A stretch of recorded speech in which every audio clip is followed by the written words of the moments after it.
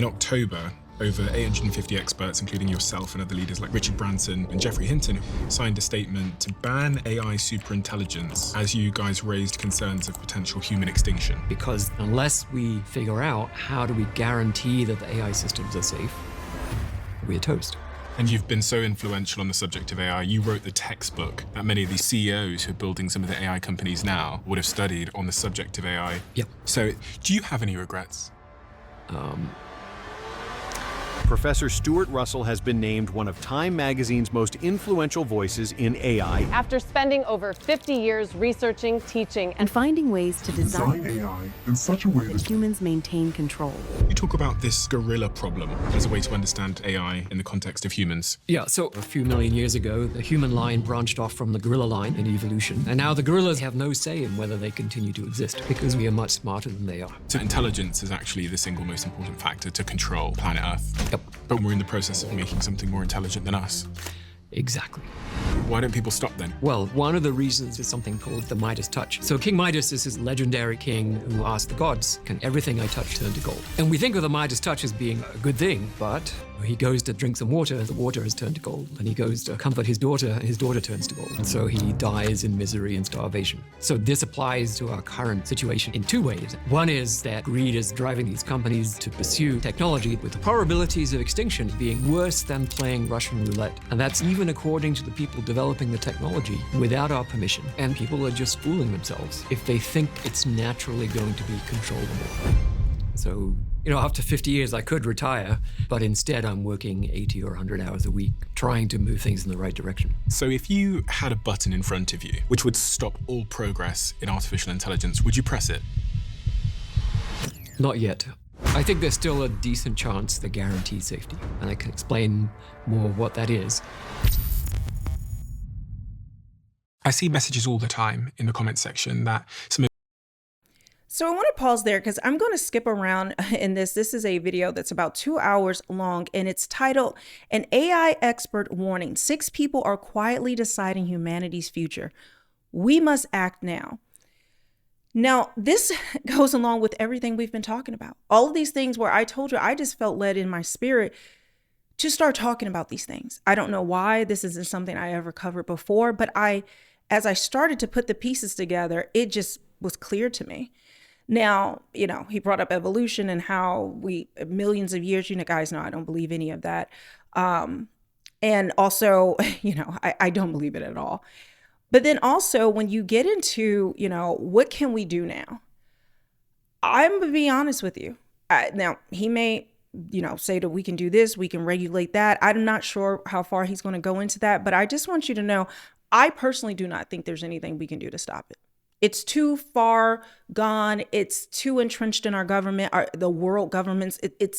This is the plan that they have. If you didn't see my live stream I did the other night, where we went over the Economist magazine's look ahead to the world in 2026, you have to understand that this is a magazine for the elites. This isn't them being speculative. This isn't them thinking this could happen. No, they're laying out the blueprint of what they know is going to happen.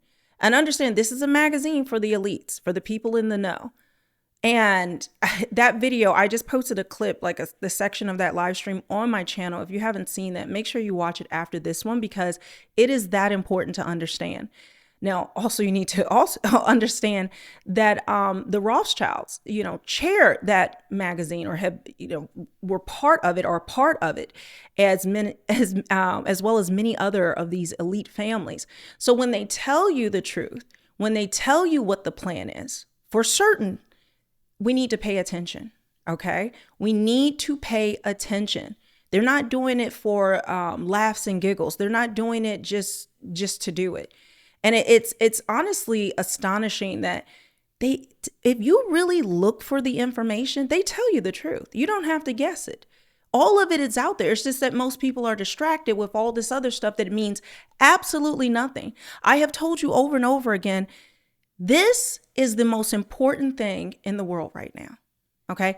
This conversation we're about to look at, the Project Stargate with AI, digital ID, the things I've played that Elon Musk has said, the World Economic Forum, what their agenda 2030 is, that you won't own nothing and be happy. They're not playing games with this. And yes, the United States is part of it all. Then you have Three-Eye Atlas, you have volcanoes and earthquakes. Just all of these signs and wonders are converging to where I believe we are in the end times. I know a lot of people say it, or people have said it in the past, but you can't look at biblical prophecy and not see how this is all laid out literally in the Bible.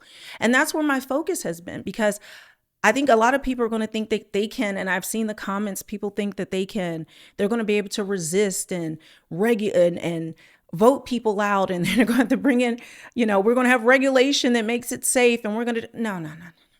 That's a false flag to me. Just from what I've seen, this is going forward, and this is the plan. And if you are not distracted and you start to see the dots, it's all laid out. Okay. And I show this information to you. I talk to you guys about this, not to scare you, but to prepare you and to prepare your heart, because a lot of people are just living life asleep at the wheel or just reactionary. And that is a dangerous place to be.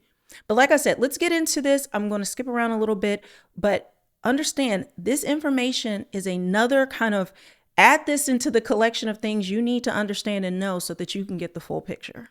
You have had lots of conversations with lots of people in the world of AI, both people that are, have built the technology, have studied and researched the technology, or the CEOs and founders that are currently in the AI race. What are some of the interesting sentiments that the general public wouldn't believe that you hear privately about their perspectives? Because I find that so fascinating. I've had some private conversations with people very close to these tech companies, and the shocking sentiment that I was exposed to was that they are aware of the risks often, but they don't feel like there's anything that can be done. So they're carrying on, which feels like a bit of a paradox to me. Yes, it must be a very difficult position to be in a sense, right? You're doing something that has a good chance of bringing an end to life on Earth, including that of yourself and your own family.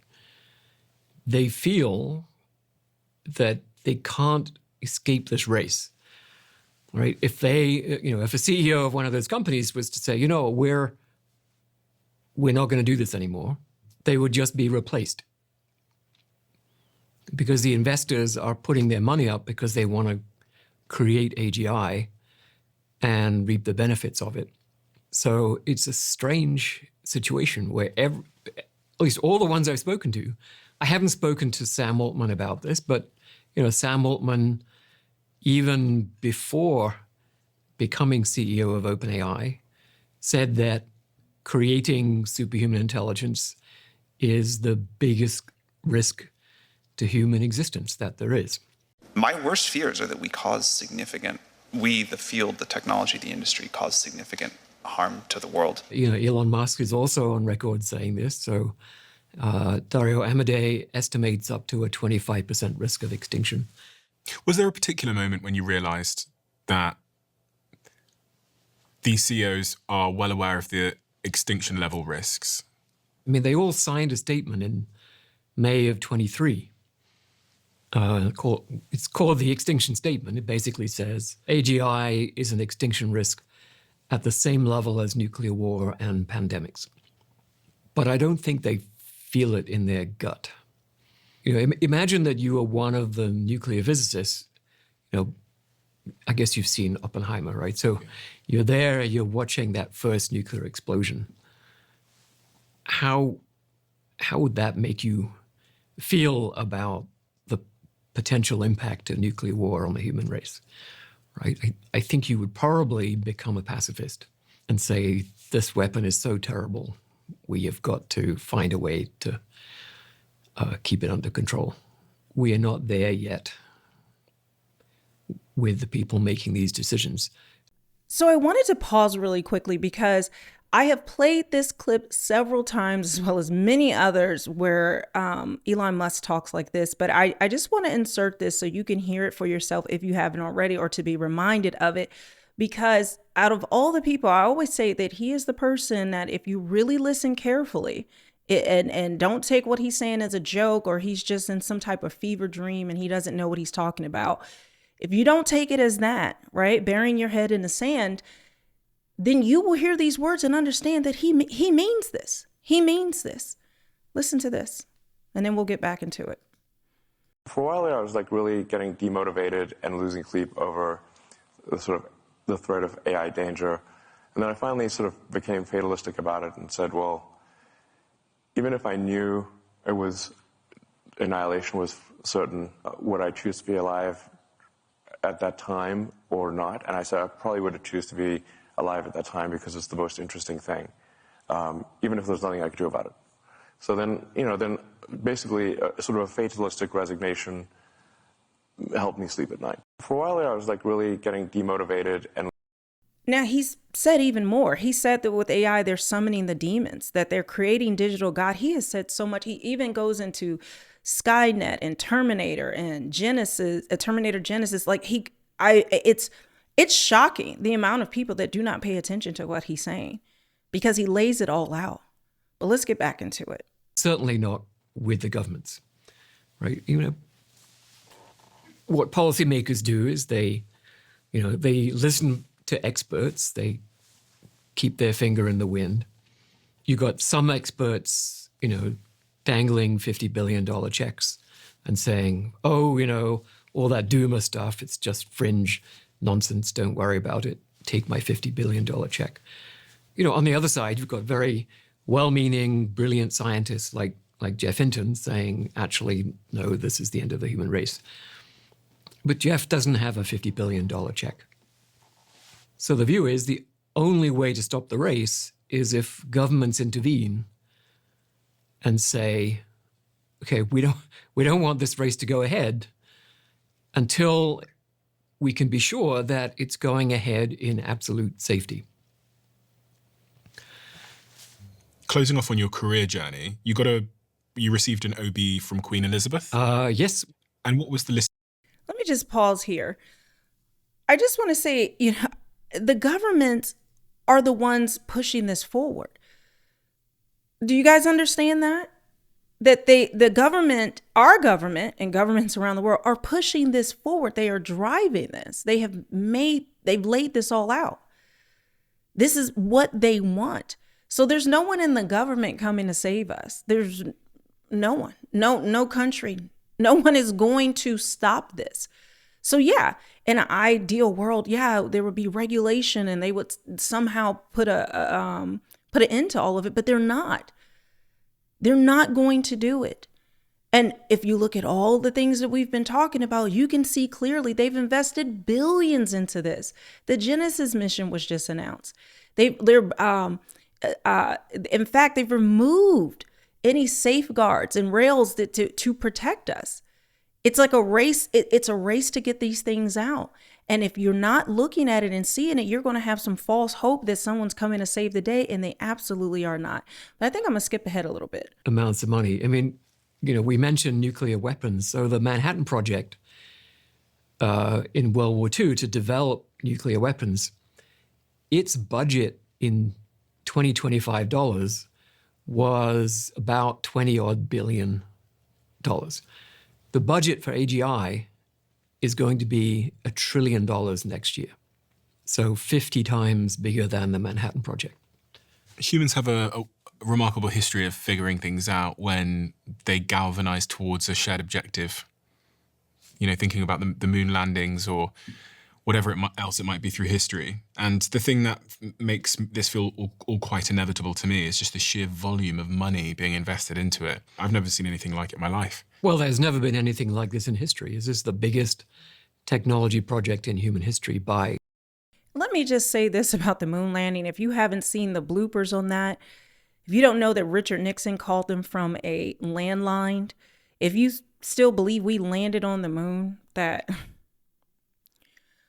I get it. I get it. Right. But now they say we can't go back to the moon because we lost that technology. And also they can't afford it anymore.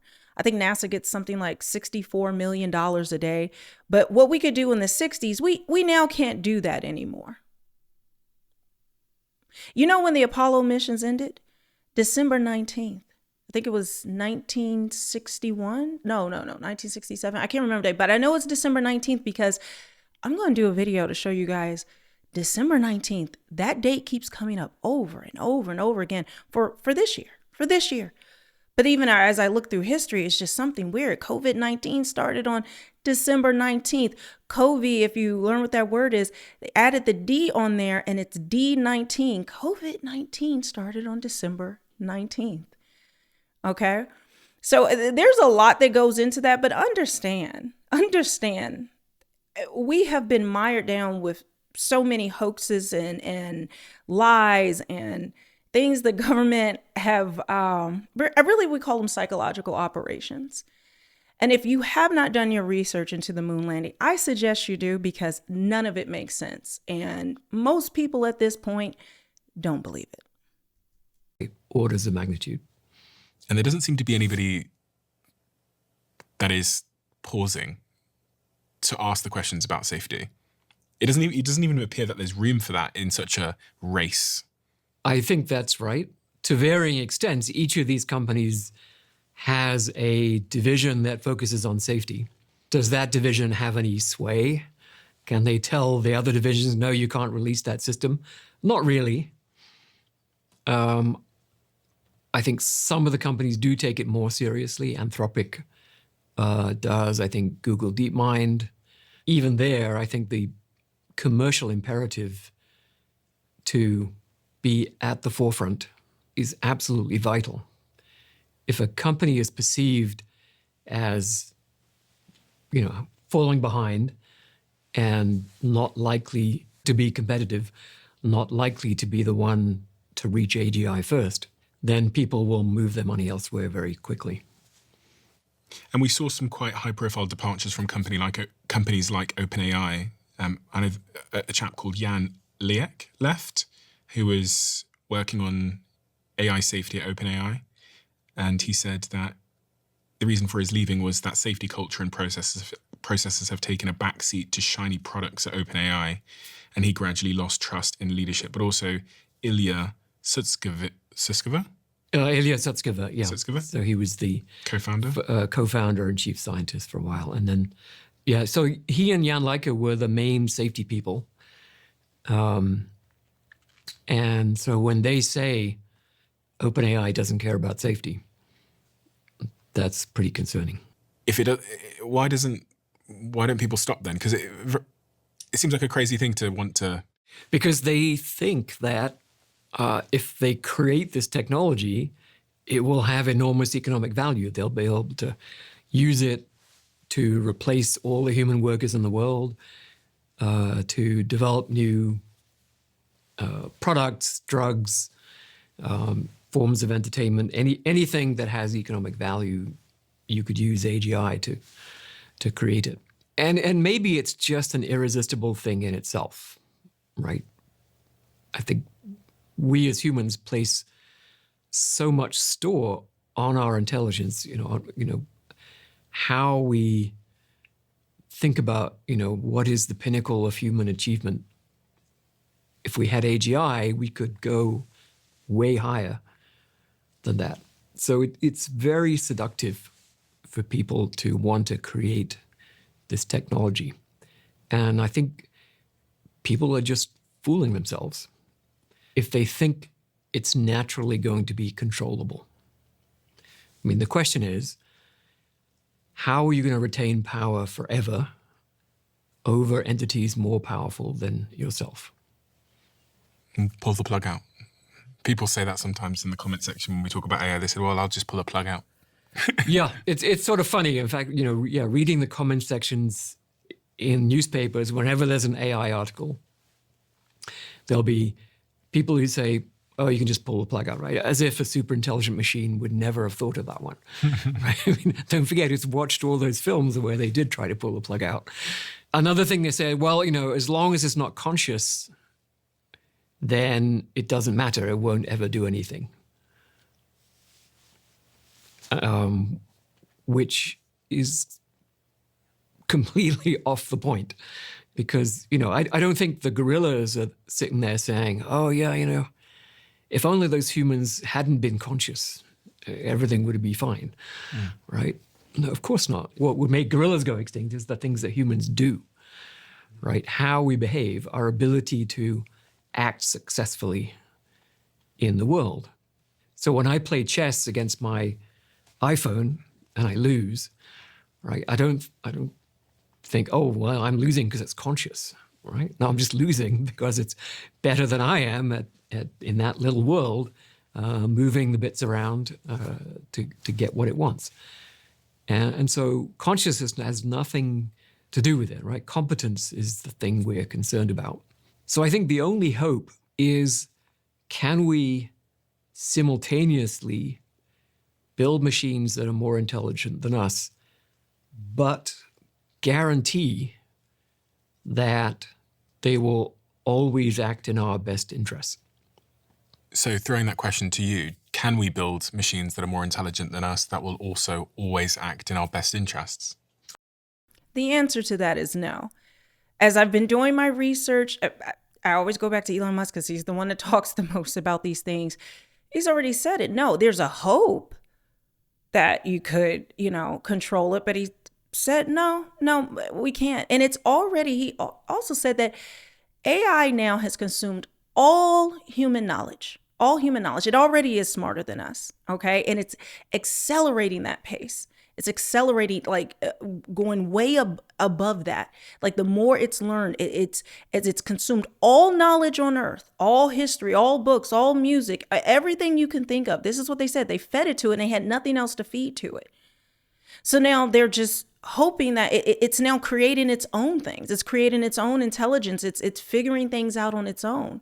It's creating a consciousness, right? But then also, one of the goals, and I played this in another video, where Elon said that phones pretty much by 2030 will be obsolete and people will need to be on, the only thing that will exist will be Neuralink.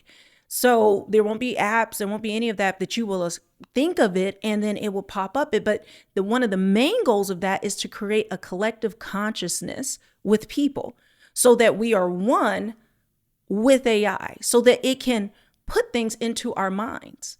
So that we don't disagree. People are not going to be fighting each other. People are going to not have any autonomy, any personal thoughts. Everything is going to be controlled by the machine. I kid you not. I'm not joking, guys. Like, I've played that video for you. So when we think about consciousness, we're already at this place. We're already at this place. There's charts and data that show it all, and they say it. So we're way past that point right now.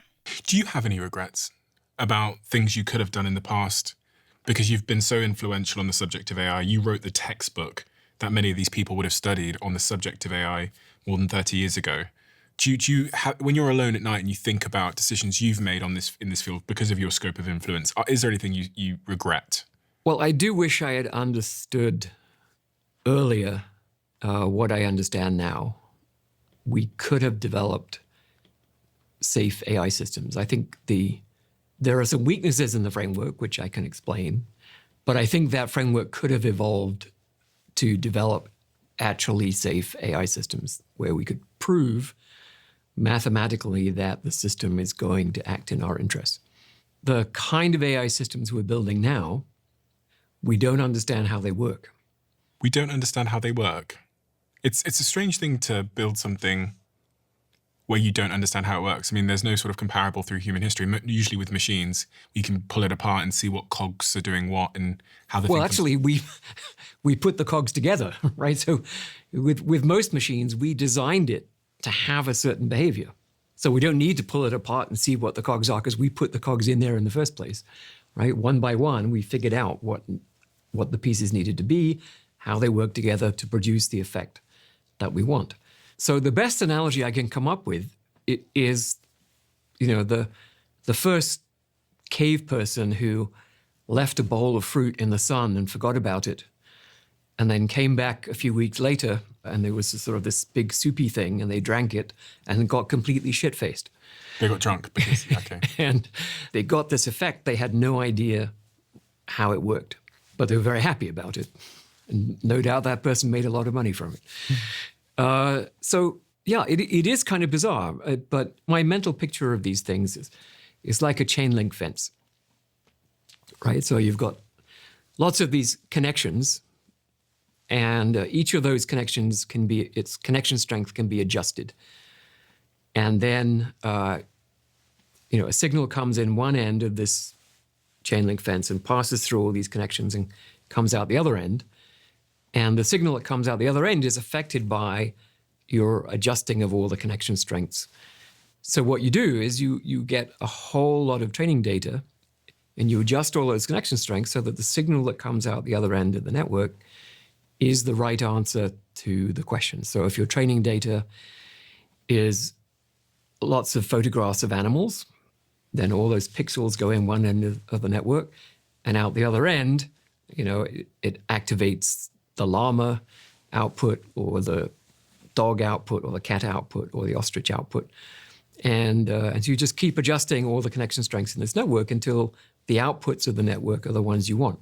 But we don't really know what's going on across all of those different chains. So what's going on inside that network? Well, so now you have to imagine that this network, this chain link fence, is 1,000 square miles in extent. Okay. So it's covering the whole of the San Francisco Bay Area or the whole of London inside the M25, right? That's how big it is. And the lights are off. It's nighttime. So you might have in that network about 1 trillion adjustable parameters. And then you do quintillions or sextillions of small random adjustments to those parameters until you get the behavior that you want. I've heard Sam Altman say that in the future, he doesn't believe they'll need much training data at all to make these models progress themselves, because there comes a point where the models are so smart that they can train themselves and improve themselves without us needing to pump in articles and books and scour the internet. Yeah, it should work that way. So I think what he's referring to, and this is something that several companies are now worried might start happening, is that the AI system becomes capable of doing AI research by itself. And so you have a system with a certain capability. I mean, crudely, we could call it an IQ, but it's not really an IQ. But anyway, imagine that it's got an IQ of 150 and uses that to do AI research, comes up with better algorithms or better designs for hardware or better ways to use the data, updates itself. Now it has an IQ of 170. And now it does more AI research, except that now it's got an IQ of 170. So it's even better at doing the AI research. And so, next iteration, it's 250 and so on. So this is an idea that one of Alan Turing's friends, I.J. Good, wrote out in 1965 called the intelligence explosion, right? That one of the things an intelligent system could do is to do AI research and therefore make itself more intelligent. And this would very rapidly take off and leave the humans far behind. Is that what they call the fast takeoff? That's called the fast takeoff. Sam Altman said, I think a fast takeoff is more possible than I thought a couple of years ago, which I guess is that moment where the AGI starts teaching itself. In his blog, The Gentle Singularity, he said, we may already be past the event horizon of takeoff. And what does he mean by event horizon? The event horizon is a phrase borrowed from astrophysics, and it refers to the black hole. And the event horizon, think if you've got some very, very massive object that's heavy enough that it actually prevents light from escaping. That's why it's called the black hole. It's so heavy that light can't escape. So if you're inside the event horizon, then light can't escape beyond that. So I think what he's meaning is if we're beyond the event horizon, it means that now we're just trapped in the gravitational attraction of the black hole, or in this case, we're trapped in the inevitable slide, if you want, towards AGI. When you think about the economic value of AGI, which I've estimated at $15 quadrillion. That acts as a giant magnet in the future. We're being pulled towards it. We're being pulled towards it. And the closer we get, the stronger the force. The probability, the closer we get, the higher the probability that we will actually get there. So people are more willing to invest.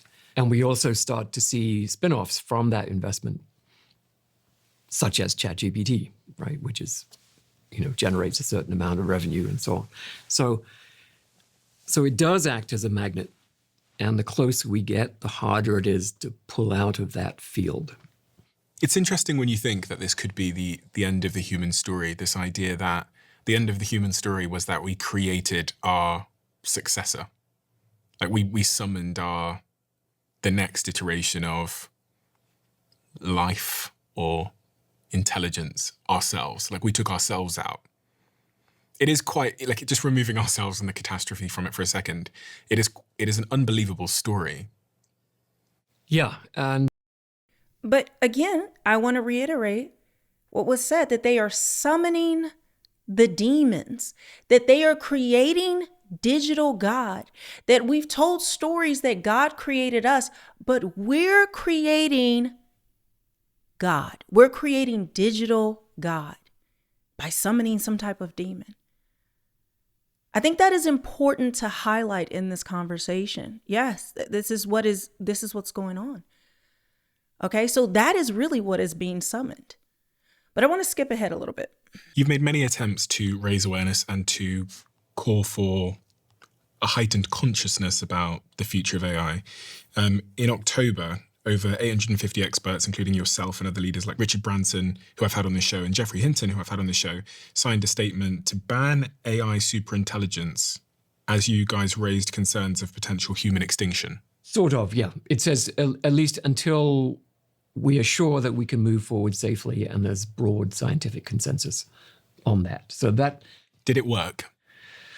It's hard to say. I mean, interestingly, there was a related, so what was called the pause statement was March of 23. So that was when GPT-4 came out, the successor to ChatGPT.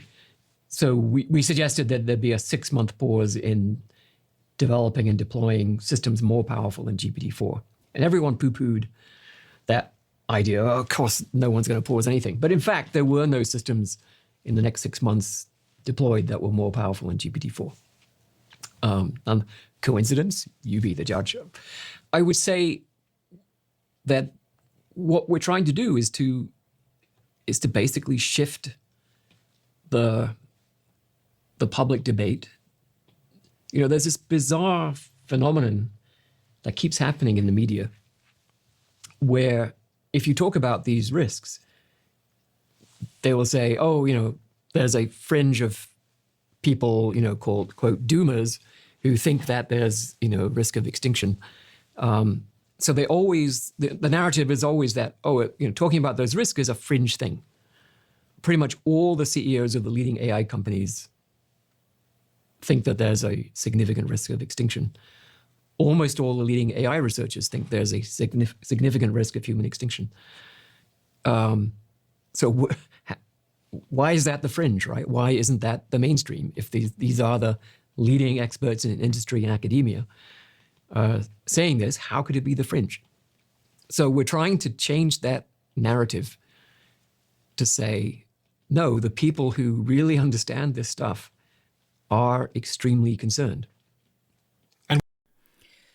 So I'm going to leave it there. I will put a link to this. Like I said, it's about 2 hours long. I think it's worth a listen to hear all of the different things that they talk about. But I just wanted to highlight a few of these things because it confirms what I keep telling you guys. It confirmed in my spirit. I was not focused on any of this a month ago. But then suddenly I just could not stop talking about it. And right now, I'm not talking about politics. Politics doesn't matter anymore. Left, right, independent, not interested in politics, wherever you land, it doesn't matter anymore. All of it is nonsense. All of it is what I believe, all the stuff that they're throwing at us. Have you noticed there's just so much going on? You can't keep up with most of it. And if you're not dialed in, if you're not looking for this information, it's not going to pop up. Or like I said, the media just dismisses it. You're a doomsdayer. You're being negative. The same people who don't trust the government, they don't trust the media, but yet they will believe that.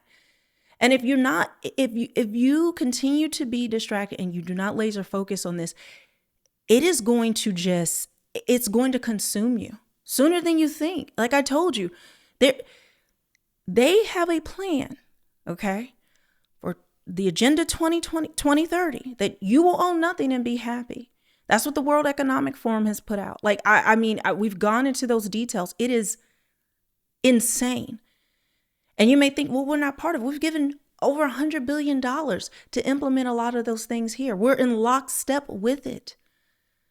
Okay, so now is the time to open your eyes, not just what you see, not just, learning how to filter out the noise, things that I'm telling you, all the stuff that people are putting out, all the things that are being talked about that are not related to this digital ID, the 2030 agenda, the social credit score. If they are not talking about this is like, I don't know how to express any more to you how important it is that this is the main thing. And people who are not talking about it, these influencers or even politicians that aren't, there's a reason why. There's a reason why either they're distracted or they're part of the distraction. There's no middle ground, because all of this is the most important thing in the world. And all the things that we thought mattered, all the plans we had for the future, all these things that we were hoping in any type of revolution, or you're going to fight the government, or you're going to vote people out. What did they tell you? We're not having any more elections, at least presidential. And every day, I just cannot believe the number of people that are not raising the alarms to wake people up. But I realize people are mostly spiritually dead, even those who call themselves Christians.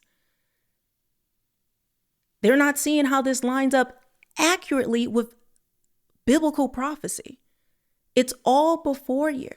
And this is why I will continue to encourage you to keep your hope, your focus on Jesus Christ and Jesus Christ alone. There is no revolution that's going to save us. There's no politician that's going to save us. No government that's going to save us.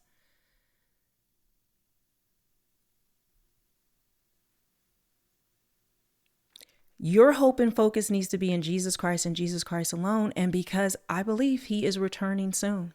Call that doomsday. You can say that no man knows the hour, but yeah, that shows me you don't know the word of God, because it says that by these signs, we are supposed to be looking for the signs. We're supposed to know the season.